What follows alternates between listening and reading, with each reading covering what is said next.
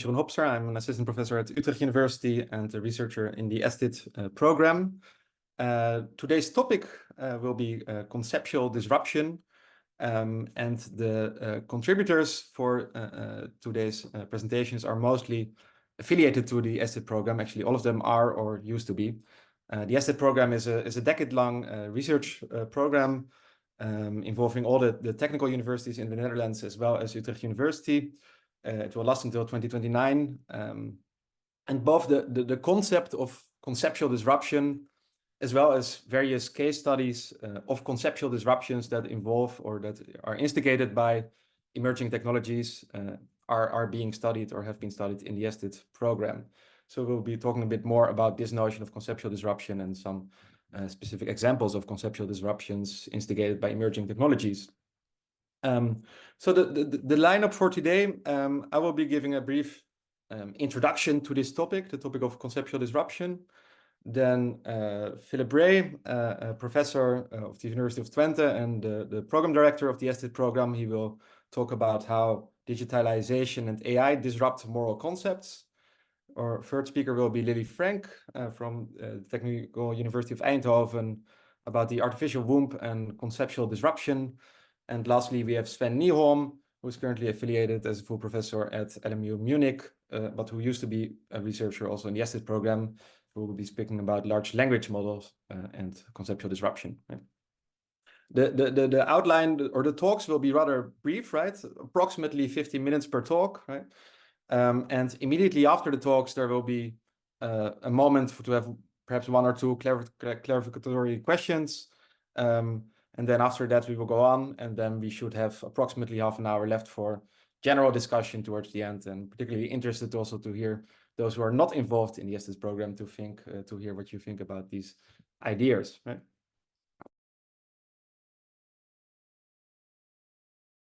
So with all that said, let me start by introducing this concept of conceptual disruption and some work that we in the CEET program and I myself have been doing about that, right? And I guess we could start by asking the following question, which sort of aligns with the theme of this series, Conceptual Engineering for Emerging Technologies. Right? If we take the dynamics between emerging technologies and concepts as our starting point, how does this affect our approach to conceptual engineering? Now, I think that actually multiple answers could be given to this question, right? So the answer I'll be giving here, it's not the only one, but I do think it's one relevant aspect of things, namely the following. For one, it yields a shift of focus away from individual concepts, right, such as woman, race, truth, towards conceptual clusters and conceptual schemes, right? So I think much of the existing work in conceptual engineering, it sort of hones in on specific concepts, things how they might be ameliorated, right? And I think if we start with emerging technologies and we think about their conceptual implications, we start with a sort of more holistic picture, taking into account more diverse clusters of concepts and how they are affected by technologies, right? So what do I mean by that more specifically? Well, we can take as our example GPT-4 and the concept of agent, right? And what does agency involve and require, right? So arguably, we have to rethink this notion of agency in the light of GPT-4, right? We might want to ponder, for instance, whether GPT-4 is an agent with an ability to manipulate us, right? I mean, well, there might be something to be said for that, but then manipulation has traditionally been thought to require having intentions, right? So does GPT-4 also have intentions, right? Or should we rather sever the link between having intentions and manipulation such that manipulation can take place even in the absence of having intentions, right? If GPT-4 is a kind of agent that has intentions, right? Can it also be responsible or accountable for its actions, right? Does GPT have any understanding of what it's doing? Is it an agent that can be creative, right? Is GPT a person in the moral or in the legal sense, right? And if it is, does it have rights? Does it have duties, right? How does that relate to responsibility? Right? So what you see here is that there are actually many sort of connected concepts here, and of course I'm simplifying. I'm trying to convey the general idea here. I mean, these connections might be much more fine-grained, right? You might want to spell it out in much more detail. But the idea here is that, right, when there is a disruption by an emerging technology such as GPT-4, we really have to think through our entire sort of cluster, an entire cluster of connected concepts and their inferential relations, their application conditions, right? And of course, a crucial aspect of this is that these concepts are morally and legally charged, right? So rethinking the conceptual cluster, it has normative and legal repercussions, right? Whether GPT-4 is regarded as an agent or not, right? And in what sense of agency is entwined with the question of what moral and legal norms pertain to GPT-4, right? So to the extent that emerging technologies such as GPT-4 requires us to rethink these relations and perhaps to adjust them, right? They can also be agents of moral disruption, as I would call it, and possibly agents of moral change, right? So let's zoom in on that notion of disruption and conceptual disruption in particular. Within the STIT program, some scholars, Guido Leur and myself and some others have been thinking and approaching about these kinds of dynamics in terms of conceptual disruption, right? And I think that there's some agreement within the STIT program that this is indeed a useful concept, even though there might be some disagreements about how exactly it should be understood, right? So in what follows, let me speak for myself and let me sort of put down my cards on the table of what I take this to mean, right? So I think that conceptual disruption, in essence, it involves the following: uncertainty about or apparent deficits of core concepts in a widely shared conceptual scheme, which may prompt future revisions of that conceptual scheme, right? So three aspects that briefly require unpacking here. First, I think the focus is on core concepts, one might say conceptual clusters or conceptual networks that are highly prevalent in certain human societies, right? Let's think about the just mentioned conceptual cluster involving agency, responsibility, etc. Right? I mean, in principle, one might think of alternative conceptualizations, and possibly they exist, but they're not, or they need not be as dominant in society, right? So the point here is that we're focusing on certain conceptual clusters that are highly prominent, prevalent in current human societies, right? That are quite deeply entrenched and quite dominant, right? Second, these conceptual disruptions, they might involve either uncertainty about these conceptual clusters, that is uncertainty about whether it's the whether that cluster still sort of applies as it used to do, and it might also involve the realization that there are certain shortcomings with regard to that cluster, right? Or perhaps both is the case. I'll come back to that later. And then thirdly, conceptual disruption, it might yield conceptual change, though this is not a given, right? So whether new concepts will emerge, whether existing concepts will be discarded, whether new relations between concepts will be established, that is still a sort of an open question at the stage of conceptual disruption, right? So one might think of it as the sort of conceptual disruption being the prior stage, as it were, which might subsequently yield conceptual change, right? So that's the general idea, and I think that there are three sort of main manifestations of conceptual disruption. First, it can manifest itself in terms of conceptual overlaps. Secondly, in terms of conceptual gaps, which are nicely illustrated by this illustration, which comes in the STIT book. It's listed later in my references. And thirdly, there might be conceptual misalignments. So let's look at these three manifestations of conceptual disruption in some more detail, right? Let's stick with GPT-4 as our example, starting with conceptual overlaps, right?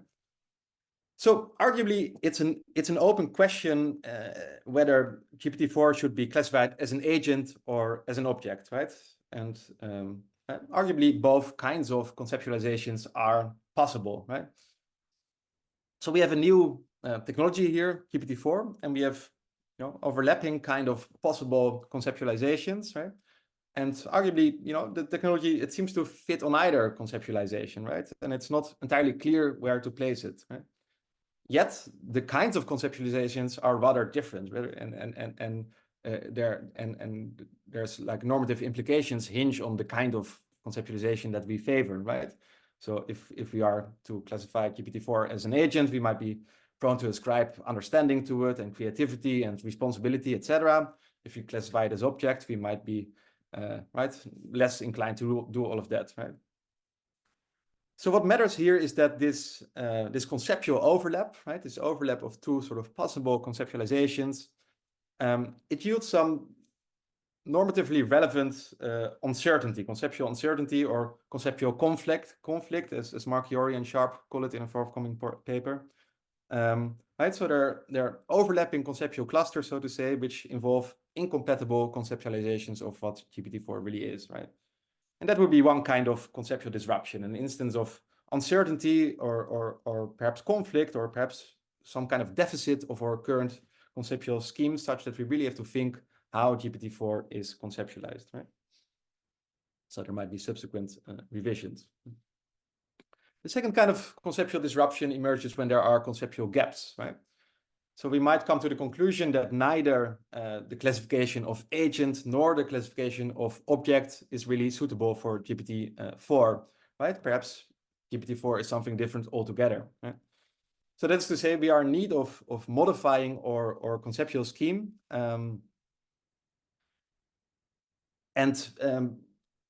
We do know that something currently is at fault with our conceptual scheme. That is to say, we don't really have the right kind of concepts ready at hand in order to classify GPT-4 and to classify what it is. But we do have this we feel the need to come up with such concepts because we need certain, normative guidance in how to treat GPT-4, and also some kind of legal guidance, right? Which is connected to the kinds of concepts we use for it, right? So that would be a conceptual gap, right? A gap in our current conceptual scheme, a felt need for conceptualizing GPT-4, but a felt absence of the adequate concepts for doing so, right?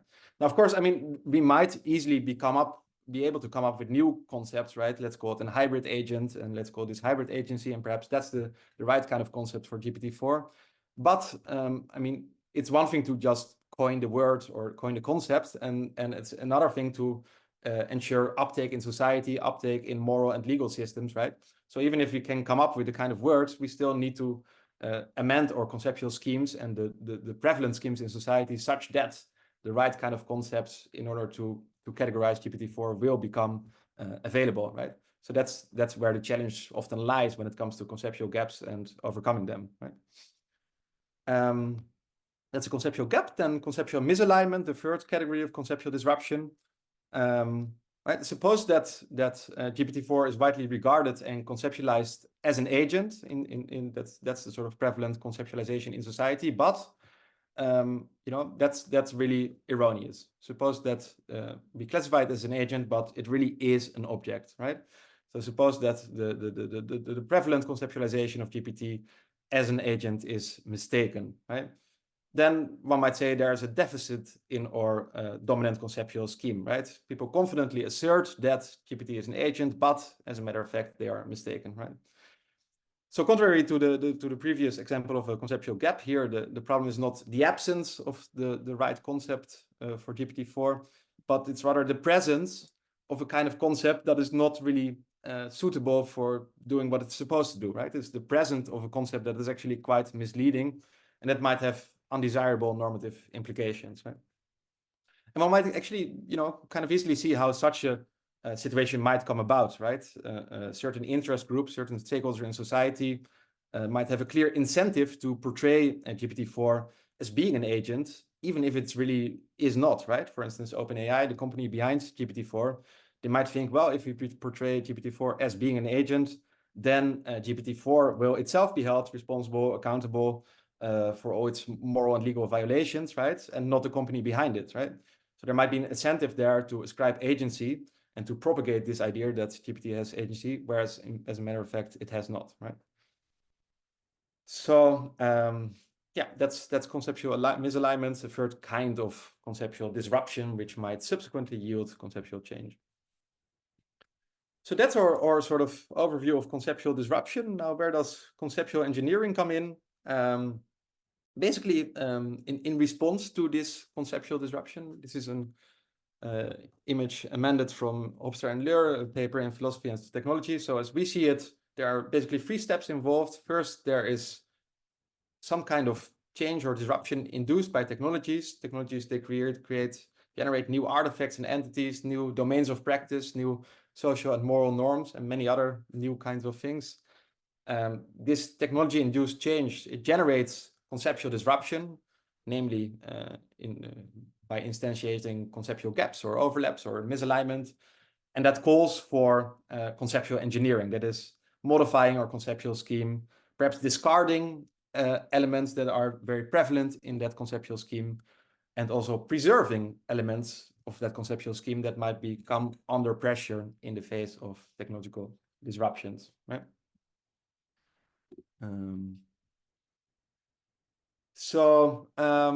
Yeah, let me move towards my concluding observations. First, I think I sort of listed these 3 kinds of conceptual disruption. As a matter of fact, I think there can be uncertainty and disagreement as to what the right kind of classification for a given context situation really is. So whether it should be classified as a conceptual gap or overlap or misalignment. I think that there's a kind of meta uncertainty here, right? It's not always clear what the right kind of conceptualization is, and there can be disagreement about that, right? So I mean, and you find that in some of the instances in the literature, some cases have been described as a conceptual gap by some and as a conceptual overlap by others. And I think that shouldn't come as a complete surprise, right? And I don't think it's a real problem for the account either, right? Because as long as the distinctions themselves are sufficiently clear, I mean, there might actually be a kind of disagreement as to whether one label is more suitable or another label is more suitable, depending also on one's the kind of normative assumptions in the background. Right? Secondly, preserving and discarding concepts is an important aspect of engineering conceptual schemes in the face of technological disruption. Right? I sort of highlight this because I think it might be an aspect that is not always sufficiently appreciated or emphasized in the conceptual engineering literature, right? Which is often about sort of modifying or ameliorating specific concepts, right? But if we take this more holistic picture that I sketched at the beginning, then looking at our full conceptual schemes or specific clusters within these schemes, right?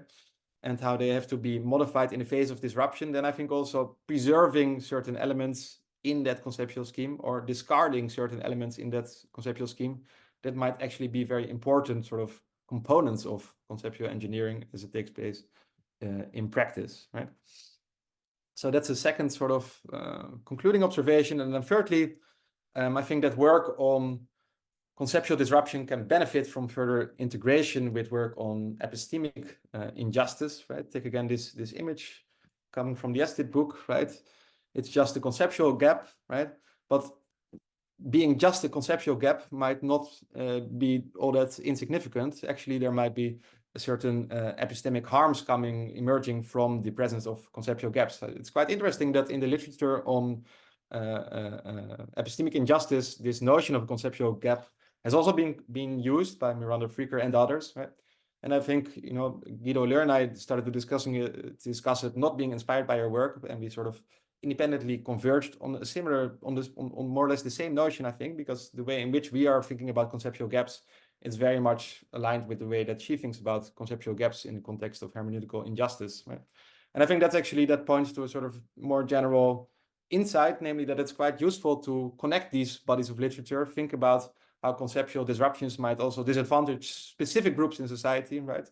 And think about the epistemic harms that might ensue from that. So I think that might be a sort of fruitful avenue to really think through the ethical implications and what hinges on conceptual disruptions.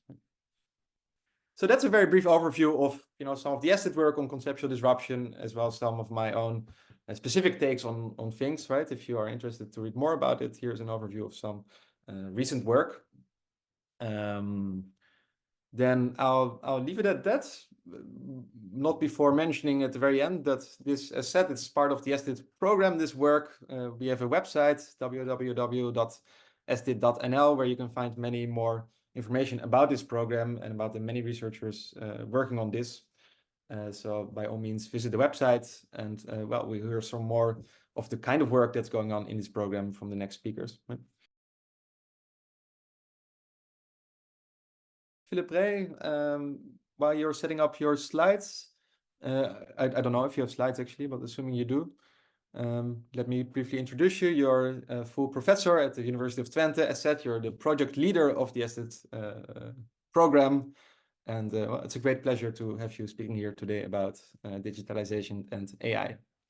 Thank you very much for having me. So my question, as you can see here, is how do digitalization and AI disrupt moral concepts? So that's a rather broad scope I'm taking here. I will be starting with looking back in history at a particular debate that took place between 1985 and 2002 in the field of what is now known as digital ethics and was known at the time as computer ethics. So that debate offers me some perspectives on this matter, and I'm going to look at the situation then and the situation now and what has changed. So between 1985 and 2002, there was a debate in the field of computer ethics, which is called the uniqueness debate, which revolved around the uniqueness thesis, which is that the claim that computer ethics raises unique ethical issues that require unique ethical principles or approaches. Now, this was a claim that was at the time supported by various authors for various reasons, starting with Deborah Johnson, one of the founders of the field, and then later scholars like Walter Maynor and Luciano Floridi. But there were also those who countered these claims, like Don Gutterbarn, Simon Rogerson, Herman Tavani. So let's take a look in more detail about what the arguments are and what the counter arguments were. So the uniqueness thesis comes in three particular versions, all of which make different claims about what makes digital ethics unique and different from other forms of applied ethics. So one version of that claim is that digital ethics introduces unique moral objects that deserve moral consideration, unique new moral patience. So one of the proponents of that view was Luciano Floridi, his theory of information ethics, in which he claimed that anything that exists in the world, so anything really, is an information object. So whether it's a speck or dust or a person or a technical artifact, all of them are information objects consisting of information. And any information object is intrinsically valuable. So in virtue of being an information object, there is some amount of intrinsic value, and that then leads us to consider new moral objects in our moral theory. However, some objections here. First of all, this is not really a theory of digital ethics. It's a broader meta-ethical theory that can be applied to digital technology, but it can also apply it to anything else. So it's not really about changes brought by digital technologies. Also, I think it's a view that hasn't really gained widespread acceptance. So on the whole, I think this is not the best way to defend the uniqueness thesis in digital ethics. Another argument here has been that advanced AI systems and robots are sentient and deserve moral considerations. So we get a class of new moral patients, which are advanced AI systems and robots. And that then is what is unique about digital ethics. They introduce these unique class of moral patients. However, this is a controversial claim, first of all. And even if this is true in the future, it's not a claim that should lead us to have disruptions of our current concepts, because these systems do not exist yet. We won't really know how to assess them when they are there, I would claim. So for the uniqueness debate as it took place in the 1990s and before and after, or now, I also want to claim this is not the best argument to put forward. So let's look at a second version of the uniqueness thesis, which is that digital ethics requires one or more new moral principles for doing ethical analysis. But that raises the question, when is an ethical principle new? Right, so I mean, in environmental ethics, you could make the claim that some new ethical principles were proposed that were really different from what was happening in other areas of applied ethics. But is this also the case in digital ethics? What I don't think is a convincing argument here is that in digital ethics, you need new versions of concepts like privacy or justice or well-being. So yes, we have information privacy that came into vogue with digitalization. We got now digital well-being. But are these really new ethical concepts or principles, or are they really subcategories of existing concepts and principles? I would claim the latter. And this is what happens all the time when you have a new field of applied ethics, that existing moral concepts and principles are further adapted, subcategorized, and refined to apply to the new domain. So that doesn't really mean that we have substantially new moral principles or concepts, and no convincing proposals have been made in this uniqueness debate that completely new moral principles or concepts are needed for digital ethics. So this is also, at least when this debate took place, 85, 2002, not the most convincing argument. Then we have a thesis of revolutionary uniqueness, which is that the revolutionary implications of computer technology for society leads to changes in ethics beyond the field of digital ethics. So digital ethics becomes a catalyst, or should become a catalyst for larger changes in ethical theory. So this was also claimed at the time during the uniqueness debate. However, no convincing arguments were given for this. And this is also to be expected. If you don't have a convincing case for the need for unique moral concepts or principles or new moral patience within digital ethics, then certainly you can make the more radical claim that ethics as a whole needs to change. So I think at the time, around 2002, the prevalent outcome of the uniqueness debate was that most scholars believed that digital ethics might require its own approaches, sub-principles, and theories, just like any field of applied ethics. It's not unique. It's just a regular field of applied ethics. So here we get to my claim, which is that I accept that situation in 2002, but I think that by 2024, the situation has changed, which is that there are now reasons to support the uniqueness thesis because of developments in digitalization. And the uniqueness thesis, even if it was false in 2002, is true in 2024. And that includes the specific thesis of revolutionary uniqueness. That is, the need to change our broader ethical concepts and theories as a result of digitalization. So let me substantiate that claim. And I specifically want to refer to two changes that have taken place since 2002. One is that we now have digital technologies as pervasive technologies.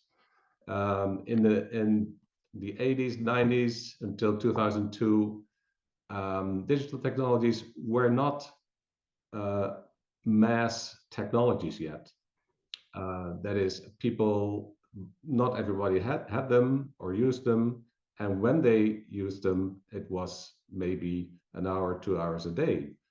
Currently, statistics show that in developed countries, people spend an average of 9 hours per day using digital media, more than 50% of awake time. And many of our practices have become predominantly digital, including white-collar work, entertainment, communication, commerce, and others. So that's a big shift.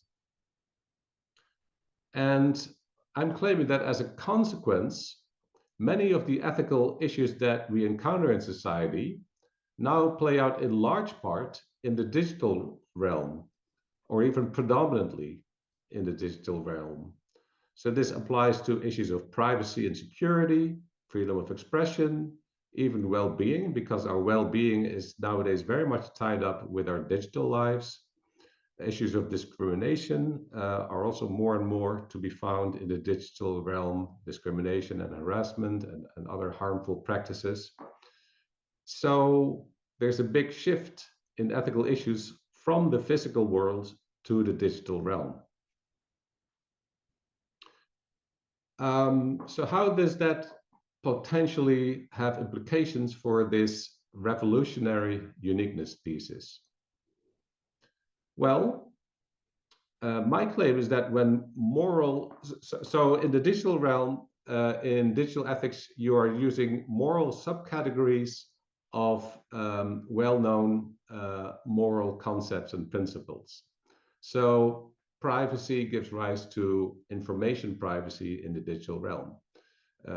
Issues of well-being translate to issues of digital well-being in digital space, etc., etc.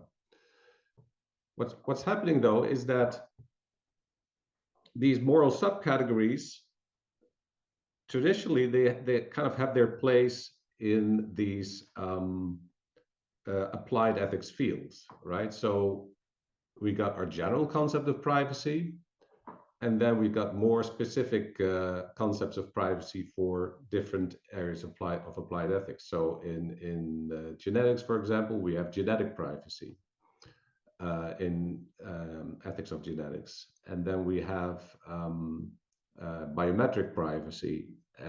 And more broadly, we have information privacy in the digital environment. However, what's happening with pervasive digitalization is that moral subcategories that apply to digital practices or digitally mediated practices, they have become pervasive. They have become the norm, so to speak. So when people nowadays speak about privacy, in 95% of cases, they really talk about information privacy. They don't talk about different types of physical privacy or privacy of the home or other types. It's all about privacy in a digital context. So for many, even privacy and information privacy have become synonymous. And this could lead to changes, not just in the sense that we have these pervasive moral subcategories, but that also the parent concept is becoming changed, right? When we think about privacy, information privacy is at the top of our head. And similar shifts are taking place for other moral concepts as practices move more from the physical to the digital realm. So freedom traditionally has been thought of in terms of physical freedoms, freedoms of assembly, association, of movement, of bodily integrity. But nowadays, there's a big shift towards digital freedoms, freedom of expression, of information, freedoms related to privacy and non-discrimination.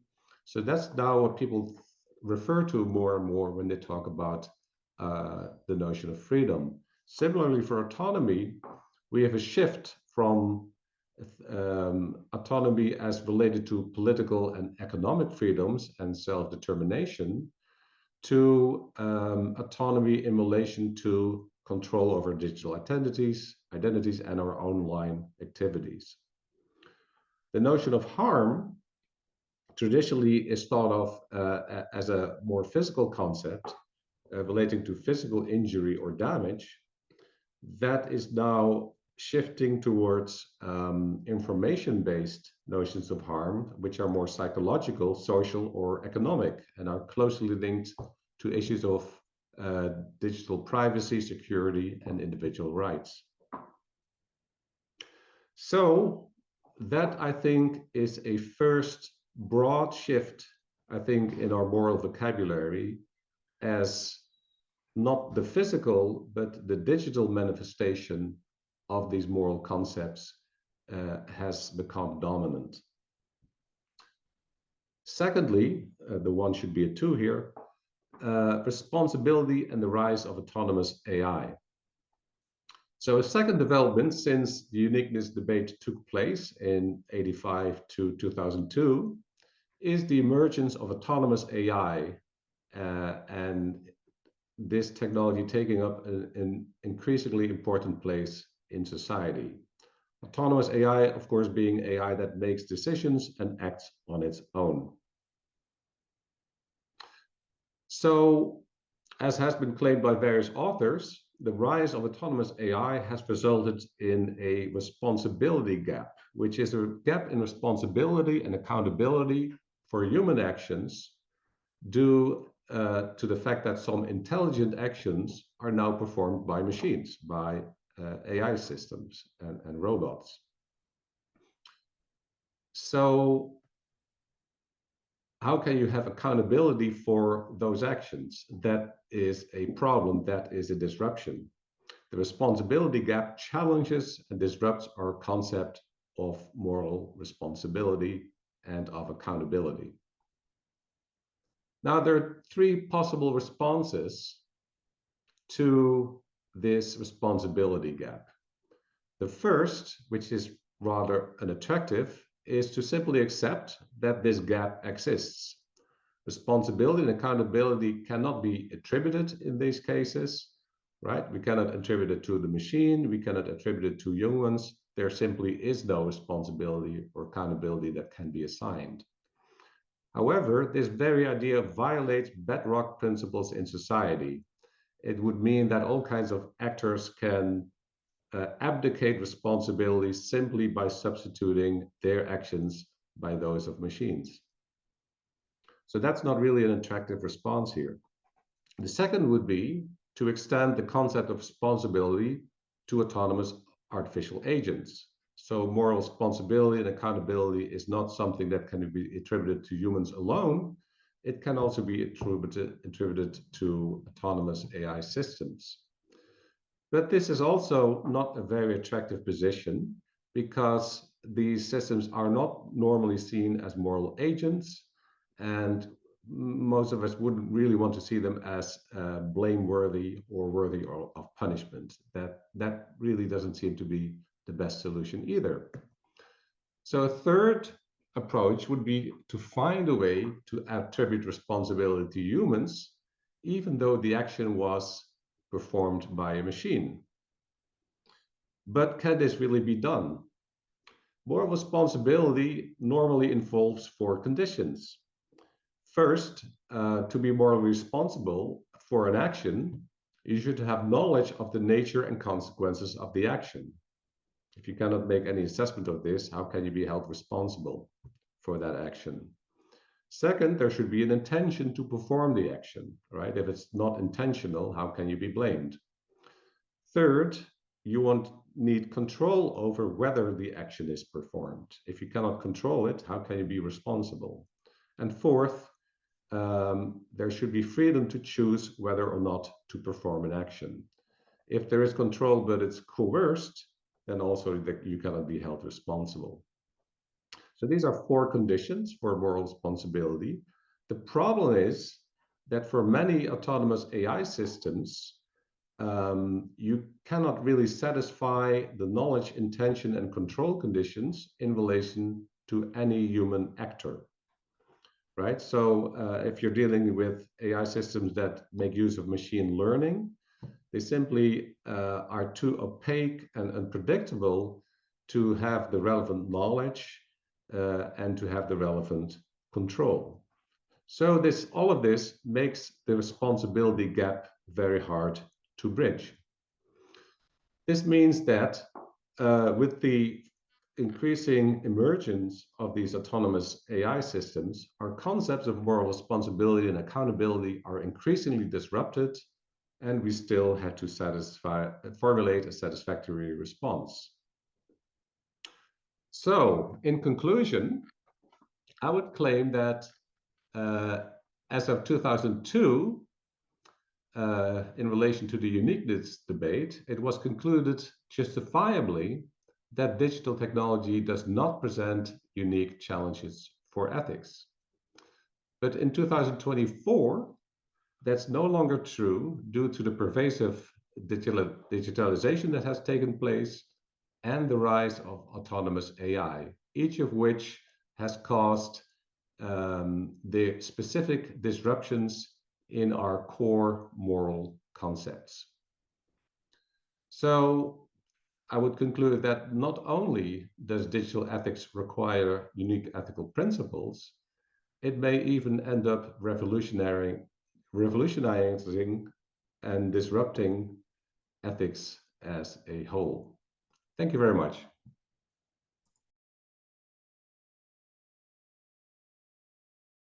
So Lily Frank is an assistant professor at Eindhoven Technical University, also a researcher in the ESSET program. She's done work on many different kinds of topics, but today's topic will be the artificial womb and conceptual disruption in relation to it. So many thanks, Lily, for joining, and the floor is yours. Great. Can everyone hear me and see my slides? Okay. Yeah, thank you for including me in this really interesting discussion. Let's see. So first I wanted to acknowledge that within the ESSET program, there are quite a few people that I've been working with on this topic, and their names and affiliations are listed here. In particular, Julia Hermann at the University of Twente has been my collaborator on this topic. And the work that I'm drawing on here is the result of our collaboration, particularly a chapter on ectogestative technology and the beginning of life in the ESSET book that Jeroen mentioned at the beginning, and a work in progress on the artificial womb and the disruption of the concept of motherhood. And I also have a brief note on language, because this is a reproductive technology that will primarily impact women, although not exclusively. I tend to use gendered language like maternal womb or motherhood, but I also try, when possible, to use gender neutral language such as pregnant person to denote the possibility that transgender and non-binary people can also become pregnant. So, yeah, these are some of my main sources that I mentioned. So what am I talking about? Well, the artificial womb refers to any device that enables the extra-uterine gestation of a human being. But we could also think about it as the extra-uterine gestation of a mammal more generally, especially since the first successful experiments have been done on fetal lambs rather than on fetal humans. There hasn't been any experimentation on fetal humans yet. So in the bioethical, scientific, and popular discourse on this technology, there are multiple different terms at play, and they're all used to describe very similar technologies. Sometimes they're invoked to describe different stages in the technology's development or to highlight different features of the technology. So we have the artificial womb, ectogestation, perinatal life support system, artificial amniotic and placenta technology, extrauterine environment for neonatal development, therapy, extend, ex vivo uterine environmental therapy, EVE, which I think it's no coincidence that the acronym there also refers to the first woman in the story of the Bible, or just simply a biobag. And each of these different terms may also conjure a different picture of the technology and spur different kinds of philosophical images or even ethical concerns. Each of these terms may even reflect different ways of understanding the ontology of this emerging technology, or perhaps refer to different relevant concepts. So the artificial womb is the term that I use most frequently. The womb or uterus is the organ in a pregnant woman or pregnant person's body in which embryonic and fetal development occurs. Artificial here, of course, refers to the non-biological, the chemical, mechanical, or technological elements at play. This language suggests that the technology is some kind of a hybrid of biology and machine, or perhaps as a replacement for a biological organ or a set of conditions that the human body would normally provide. Ectogestation derives, on the other hand, from the Greek words ecto and genesis, meaning literally outside development. And this definition, I think, puts a greater emphasis on the kind of temporal, spatial change in fetal growth that distinguishes the artificial womb from the more natural way of incubating a fetus. The perinatal life support system, or artificial amniotic and placental technology, is defined as a set of technologies that mimic the function of the amniotic sac, the amniotic fluid, and the placenta, and which aim to keep the fetus or baby in, let me just mute my picture, okay, in conditions which are effectively a fetal physiological state. And this definition emphasizes specific functions of technology and is usually used to describe the technology on a continuum with kind of the incubator technology that we're currently using in neonatal intensive care units to support babies who are born preterm.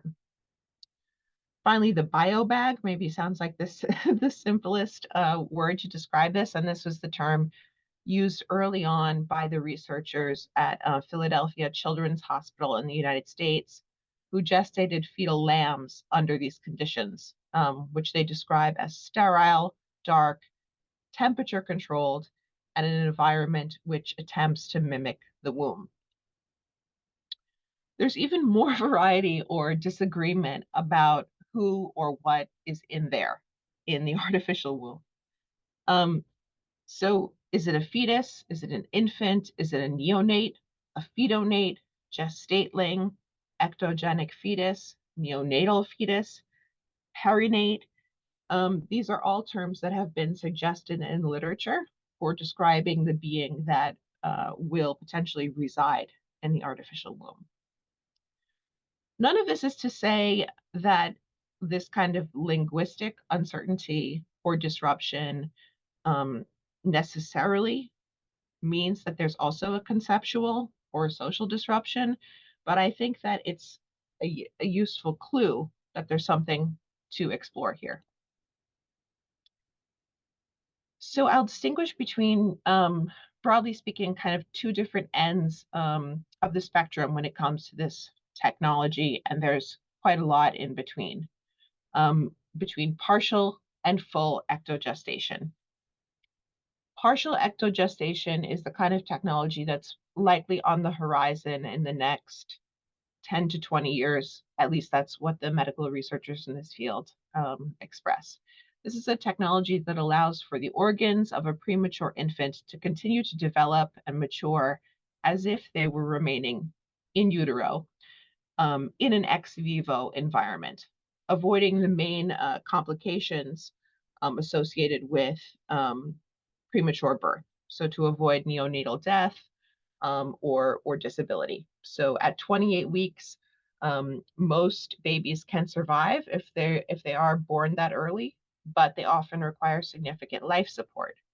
And the idea of partial ectogestation or the partial artificial womb is to improve outcomes for these preterm babies who are born between the period of 22 and 28 weeks.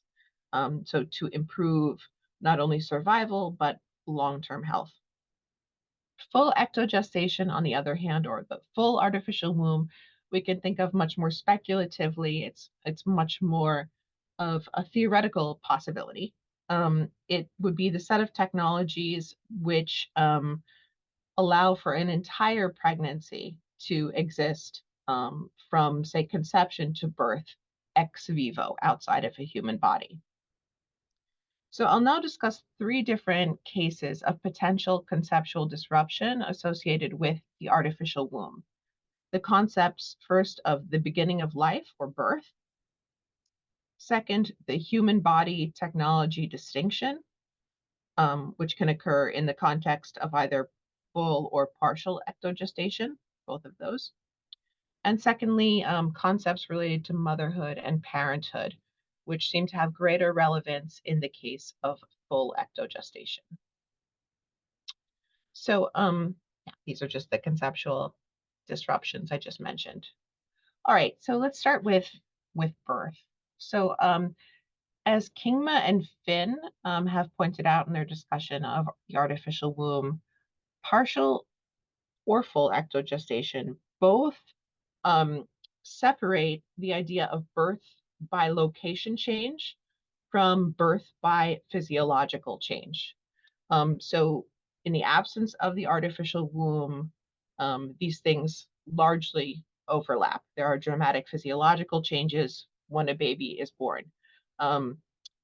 They co-occur, let's say, naturally, even in cases of cesarean sections. So it's not as if it only occurs through, they only co-occur in cases of vaginal birth. So in most infants, the change in location carries with it significant changes in the organism's functioning.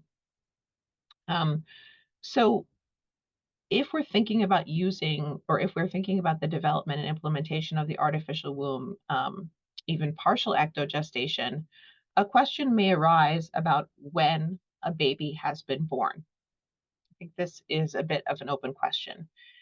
Has it been born when it is removed from the pregnant person's body and transferred into the artificial womb, or when it is disconnected from the artificial womb and undergoes the physiological changes that transform its lungs, circulatory system, eyesight, kidneys, etc.? Now, when and how humans are born, what constitutes birth, has significant social, ethical, and legal implications. Here, I think I find it quite difficult to disentangle social disruption from conceptual disruption, because it seems that what makes this type of conceptual disruption interesting or compelling largely has to do with the social consequences. At a very superficial level, when is one supposed to send out the birth announcements? When do you get the gifts for the new baby and the birthday cards?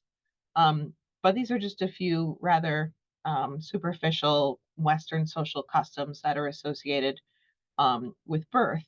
But perhaps there are deeper conceptual disruptions that have greater moral significance.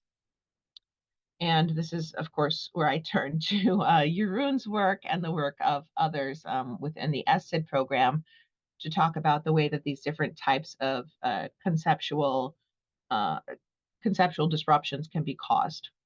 So in the case of the disruption of the concept of birth, what we might be dealing with is a conceptual gap, a case in which we lack the concepts needed to describe a novel technological artifact or to normatively evaluate the new impacts and affordances to which it gives rise.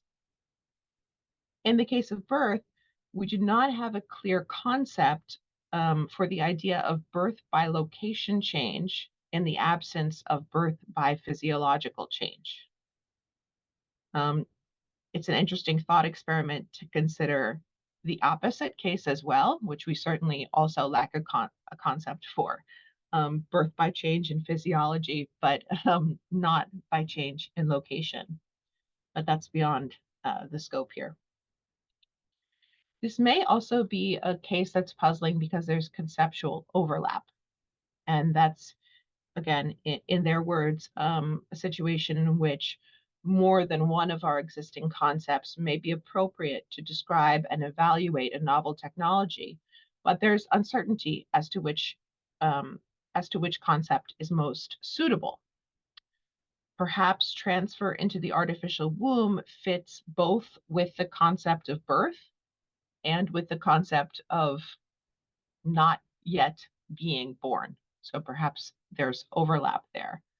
And whether it fits into the gap category or the overlap category or both, I'm not sure, but there are certainly normative questions at stake either way.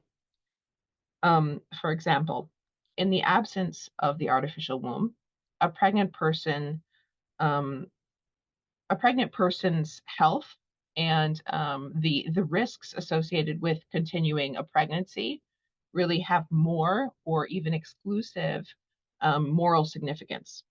So if there's some kind of a so-called conflict between the pregnant person and the fetus, at least in Western bioethics, the overwhelming consensus is that the pregnant person has decision-making power over their own body, even when this means that the so-called best interests of the fetus kind of take second place, and the kind of action that needs to be taken may cause harm to the fetus or even bring about their death.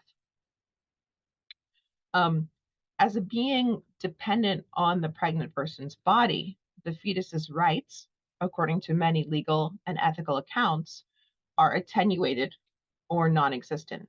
And this changes at birth, when the fetus becomes a neonate and can live independent of the pregnant body, even if not necessarily independent of various life-preserving technologies, as the kind that we see in the neonatal intensive care unit.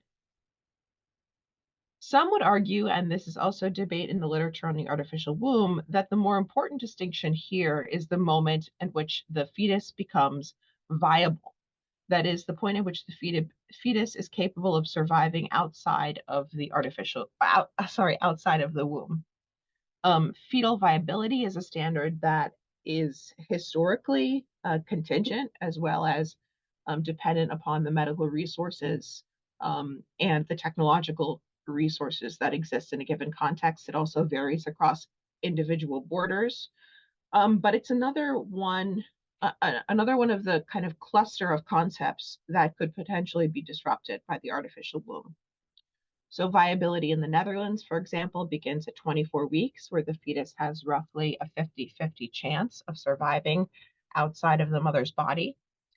So we might wonder, if the artificial womb becomes standard medical care, does viability then shift and begin at the point that the fetus, blastocyst, embryo, etc., depending on how early the intervention is, can be safely transferred into the artificial womb?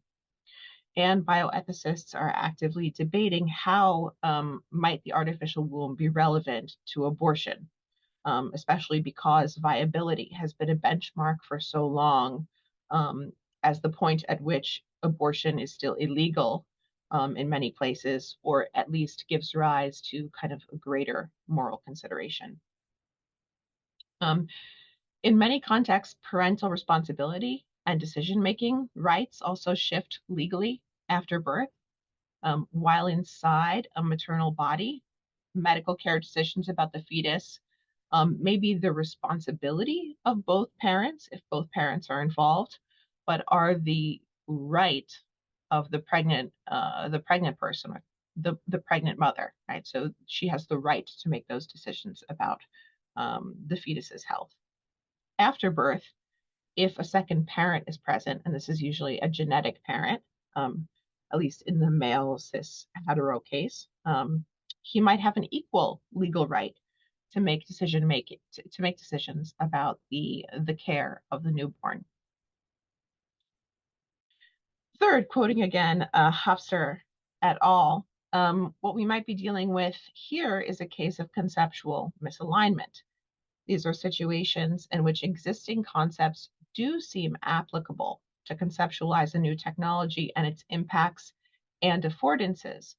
However, this apparent good fit actually masks an underlying value misalignment.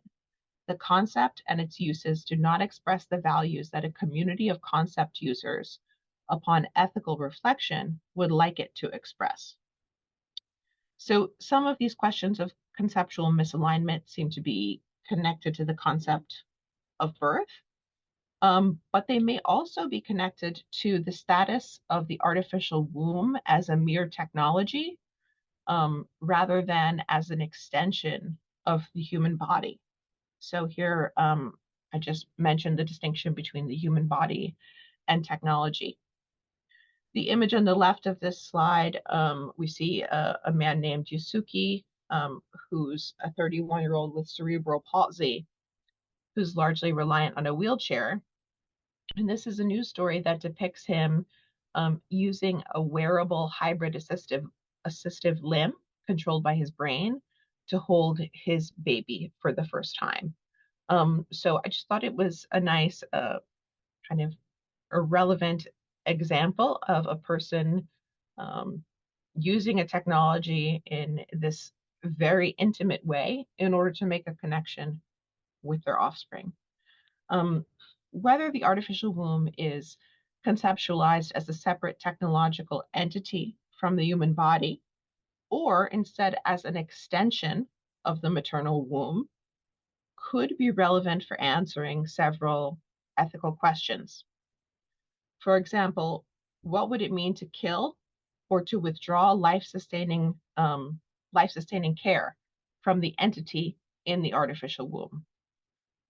Would this ever be morally permissible? If so, under what circumstances?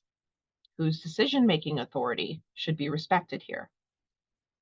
I think that this might be an issue of conceptual misalignment, since the simple application of already existing concepts creates value conflicts here.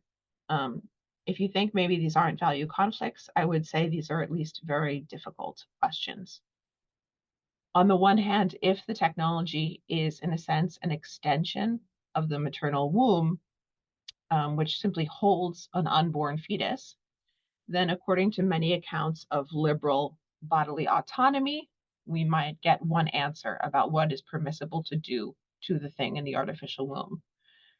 But if the technology is much more akin to the placement of an infant in an incubator, like in a neonatal intensive care unit, then very different moral intuitions may be triggered. Finally, if we imagine a future in which full ectogestation is possible, that is, ex vivo conception and development of the embryo, fetus, and so forth, even more radical conceptual disruptions may arise. One such disruption has to do with the concepts of motherhood and parenthood. And here I just love this Louise Bourgeois sculpture, Mother, which, you know, I'm sure people have seen this all around the world. Mother is this giant spider. So I like to give this example from science fiction. The following dialogue is taken from a 1986 Hypatia article written by Anne Donchin. She writes about the future of mothering, reproductive technology, and feminist theory.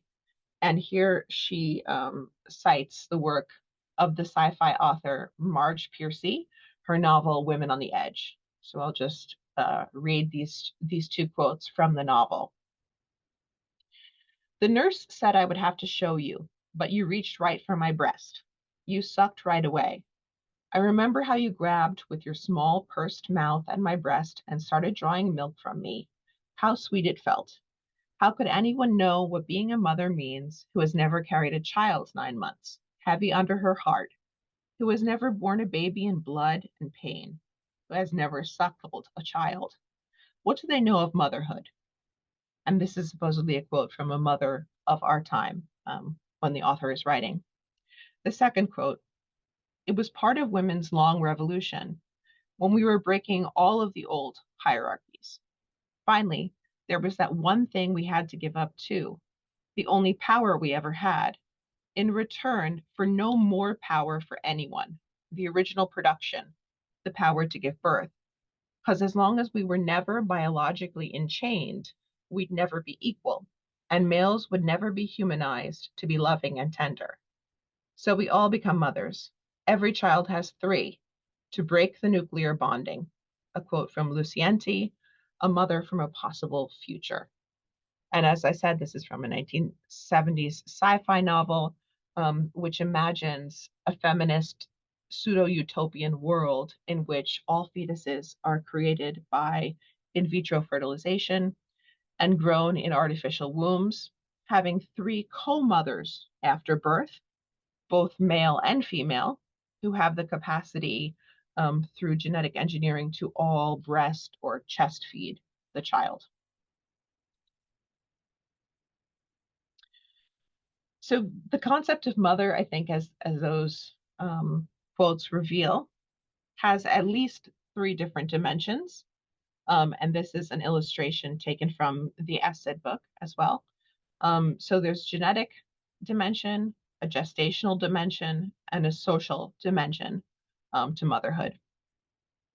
As the provocative science fiction text suggests, these concepts can come apart, resulting in a kind of conceptual fragmentation, as they already do in practices like surgery and adoption, right? So you can see in this chart various different already existing technologies and social arrangements in which this happens. If full ectogestative technology becomes possible, possibly in conjunction with other biotechnologies, the distinction between genetic, gestational, and social mother could become increasingly fragmented. If a baby is incubated ex vivo from conception, it would have in principle no gestational mother or parent at all. So we may need to rethink the concept of mother. How is it different from father or parent?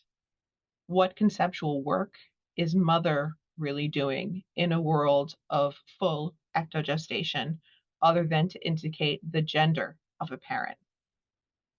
Some queer theorists, like Shelley Park, in her excellent book, Mothering Queerly, Queering Motherhood, have argued that this tripartite distinction, genetic, gestational, and social, should be further complicated by considering already existing relationships like lesbian families, polyamorous families, blended and adoptive family structures. However, she also points out that in many Western contexts, we remain deeply influenced by the notion of monomaternalism, that there can be one and only one so-called real mother of a child.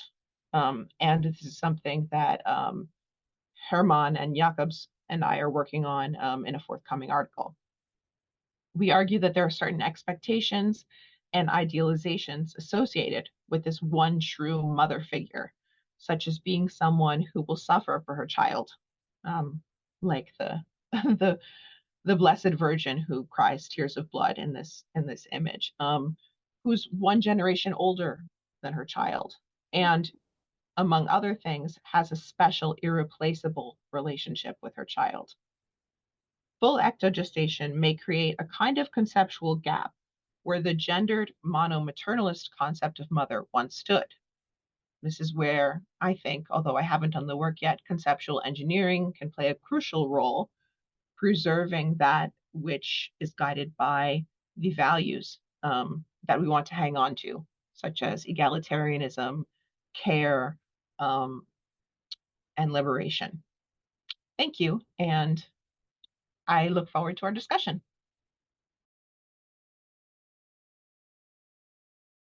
First, we have our last speaker of this series, Sven Nyholm, professor at LMU Munich, former researcher in the ESSED program. It's a great pleasure to have you here back with us, Sven, and I'll give you the floor to say more about the LLMs.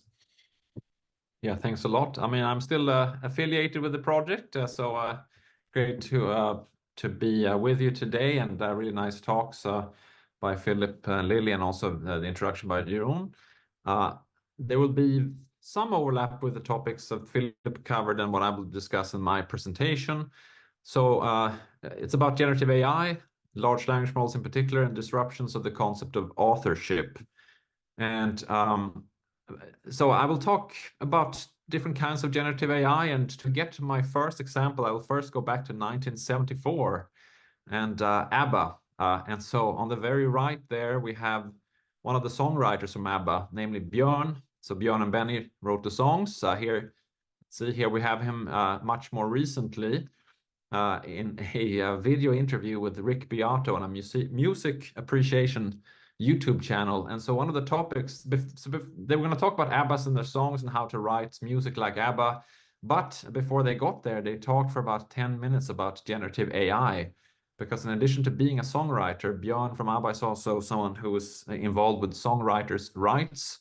And so he was talking about, okay, what are we going to do now that people are going to be using generative AI to create music? He himself had heard examples of people instructing generative AI to write music in the style of ABBA, which some technologies apparently can do, and he was very impressed, but he was also raising the question, well, should I get credit for those songs, or should the person using the generative AI be considered the composer, or are these songs with no clear candidate as the composer? So that's one question of sort of authorship and that broader sense of who is the the person behind a song, let's say. Okay, now actually last year there was the longest in a very long time strike by the screenwriters, the script writers in Hollywood. They were worried that they were going to be replaced by AI systems, and that the Hollywood studios would use ChatGPT and other forms of language models that was trained on their own past work to write new scripts, and then they may not get the credit that they deserve, even though they wrote the data, so to speak, that went into those large models. And so that's another question about authorship and getting credit for outputs from generative AI. Okay, very similar example. So some authors, and one of whom was Sarah Silverman, comedian, but also author of a book. They thought that ChatGPT had been trained on their copyright material, and they wanted to get paid, and they also hadn't given permission to OpenAI to train their models on their work. And so that's another kind of issue that arises here about authorship and getting credit, and how should we think about the norms related to these technologies. Okay, so one last, well, actually two last examples. And now there is let's say that I use this technology to write stuff. Some people have been using ChatGPT or other forms of large language models to write books about mushroom collection and selling them on Amazon. Now, of course, this is very dangerous because ChatGPT doesn't actually understand what mushrooms are safe to eat and what mushrooms are not safe to eat. And actually, some of those books were recommending that people collect and eat poisonous mushrooms. And so there, people will certainly be blamed, and worse blamed, for them with the output that they created using generative AI. And in that sense, were treated as if they were authors of the text, namely they were the ones that were held responsible, even though in some of the other cases, people are raising questions, so who exactly is the author? So it seems to depend a little bit on, are we trying to blame someone for the content of the output, or are we trying to find someone who should get paid, or who should get praise or credit? And there our answers might be a little bit different. Okay, so the last example to start us off. And so this picture here, I'm not calling a photograph, I'm calling it a picture for a fair reason, namely that this, even though it won a photography competition, the artist, Boris Ellickson, revealed after he won the prize that this wasn't a photograph, this was an image created with generative AI. He handed back his first prize and said, I'm not a photographer, I'm a promptographer, so I shouldn't win.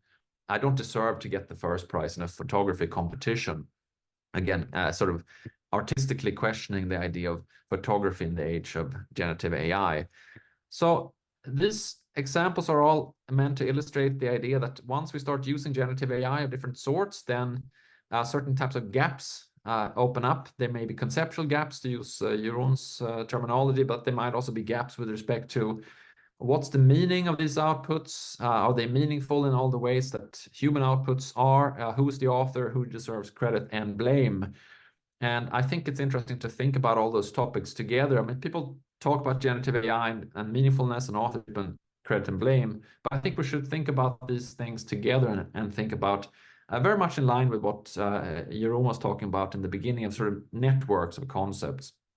And if it's a generative AI that produces the output, or if it's a human well, I mean, actually, it's always going to be a human plus a generative AI, but the role of the human may be smaller or bigger. So the human might put in a prompt and then generative AI does the rest, or the human might then edit the outputs of the generative AI, and that may all change how we should think about authorship. And so I think that this is a good example where we might need new norms, new concepts when we think about these things, and I'm going to focus on the issue of authorship in particular. Okay. I use the term gappiness there. I mean, I got this term actually from not from Jeroen's work, but from a book about Shakespeare by Emma Smith. She talks about Shakespeare as being a gappy author, meaning that Shakespeare doesn't have stage directions. Shakespeare doesn't describe the characters except in certain unusual circumstances. And so we have to sort of fill the gaps ourselves when we read the works of Shakespeare and imagine how to think about what the characters look like and how they should behave on stage. And in a certain sense, I think generative AI is similar. We have to come up with ways of thinking about who is the author and who deserves praise and blame, and what's the meaning of their outputs. That's gappy in the sense that Shakespeare is gappy according to Emma Smith. Okay, now I've been talking about praise and blame a little bit, or credit and blame, and I think there are interesting asymmetries here. People may be very strongly incentivized to take credit for outputs created with these technologies, and they might not want to accept blame. On the other hand, people may think that they deserve blame for some of the harm that might be done, for example, people eating poisonous mushrooms, but that they might not deserve credit if you write songs, let's say, with some sort of generative AI, or write poetry with ChatGPT, whatever. So there might be interesting asymmetries with respect to both people's motivations and incentives on the one hand, and their what they deserve credit and blame for on the other hand. Now, Philip was talking about responsibility gaps and whether robots and AI can be responsible. I mean, actually, Air Canada recently said that we're not responsible for a problem that was caused for one of our customers because we used the chatbot and it is responsible for its own actions. And so that was just 1 or 2 weeks ago, a very sort of real world type of case that was very much in line with this issue about the responsibility gap issue and whether machines can be responsible. So I was actually putting that slide in as Philip was giving his presentation because I thought it was an interesting example I recently saw. Now, when it comes to deserving praise and blame, I mean, I wrote together with some colleagues a paper about this. And so if you want to read about some of these things, I just quickly want to advertise this paper. We actually tried to write it partly using GPT, but it didn't at all work because the outputs were very poor. So it was a human effort, but I mean, lots of people for a very short article. But it's all about this issue about who can be praised and blamed, in case people are interested in that. Now, so far, people have been sometimes listing ChatGPT as an author. Some scientific journals have published articles saying that one of the co-authors was ChatGPT. However, some important journals such as Nature and Science have said that no, we can't have that because there are certain standards that one has to live up to in order to be an author, and ChatGPT or other forms of generative AI don't live up to those standards. For example, it's not enough that you create some of the output, so to speak, that some of it comes from you. You also have to be able to approve the output. You have to be able to be accountable for the output, the paper, let's say. ChatGPT may have been part of what produced the text, but it cannot approve anything. It's not an approver. It cannot be held accountable. That's how science and nature argued. Now, it is interesting to see that there are philosophers such as Ryan Jenkins and Pat Lynn who argue that actually maybe we need to change the criteria for authorship in light of ChatGPT. So they're basically arguing for what you might think of as a sort of conceptual engineering idea here.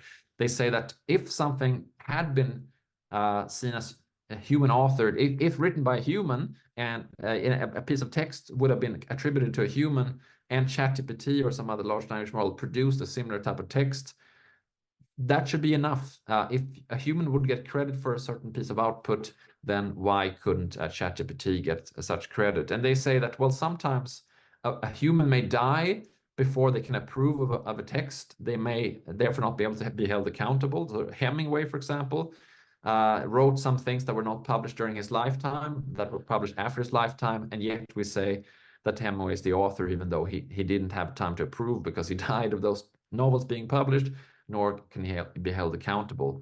Now, I think that's interesting but problematic idea, just because if Hemingway were still alive, he could approve or not of the publication of those texts, and he could be held accountable. I mean, ChatGPT is like a zombie. It's neither dead nor alive, but it can't, whether it's alive or dead, it can't approve anything, and it can't be held accountable. So we're dealing with entities in different categories here. So that's an interesting idea from Lin and Jenkins, and actually discusses quite a bit with Pat Lin, and he had lots of interesting further arguments, but I'm saving that for some other occasion, just because we're trying to keep this pretty short.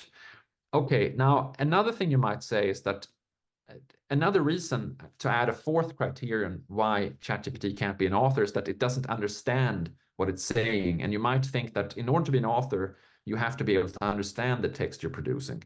I mean, I should say there are philosophers such as Anders Søgaard in Copenhagen and others who claim that ChatGPT does understand what it's saying. But I think at least a lot of influential people who have written about this, they think that if ChatGPT understands anything, it understands it in some very different sense than a human being can understand what they're saying. And so we really shouldn't use the category of understanding here. And if that's true, then you might say that, yeah, there's yet another criterion here, namely, in order to be an author of a scientific article, let's say, you have to be able to understand the content.